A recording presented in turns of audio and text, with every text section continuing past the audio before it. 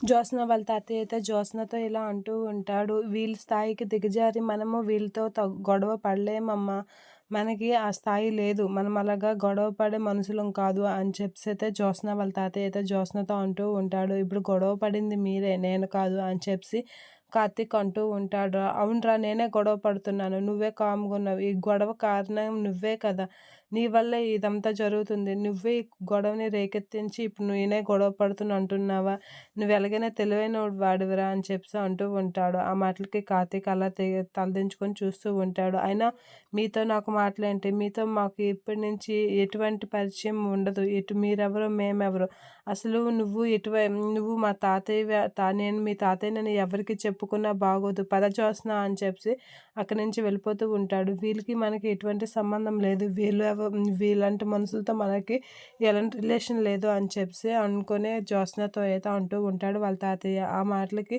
పద ఇక్కడి నుంచి అని చెప్పి అంటూ వీళ్ళతో ఇక నేను ఎప్పుడైనా కలిసినా మాట్లాడినా బాగోదని చెప్పి జ్యోత్స్నకు వార్నింగ్ ఇస్తూ ఉంటాడు. ఆ మాటలకి కార్తీక్ అయితే వాళ్ళ తాతయ్య కలిసి అలా చూస్తూ ఉంటాడు. ఇక జ్యోత్స్న అయితే వెళ్తూ ఉంటుంది. ఇక ఆ జ్యోత్స్న వాళ్ళ తాతయ్య ఆగి, ఈ రోజు నుంచి నా పేరు కానీ మా ఇంటి వాళ్ళ పేరు కానీ ఎవరి పేరైనా నువ్వు వాడుకొని పబ్లిసిటీ చేస్తే మాత్రం బాగోదు అని గట్టిగా వార్నింగ్ ఇస్తూ ఉంటాడు. ఆ మాటలకి దీప, జ్యోత్స్న వాళ్ళైతే అలా చూస్తూ ఉంటారు. ఈరోజు ఇక నువ్వెవరో మేమెవరో, నువ్వెవరికి సంబంధించిన వాడివో కూడా నాకు తెలియదు అన్నట్లుగా అంటూ ఉంటాడు. ఆ మాటలకి దీప అయితే అలా చూస్తూ ఉండిపోతూ ఉంటుంది. అయితే మా తాతయ్య ఎవరు అని ఎవరైనా అడిగితే నేనేం చెప్పాలి అని కార్తీక్ అంటూ ఉంటాడు.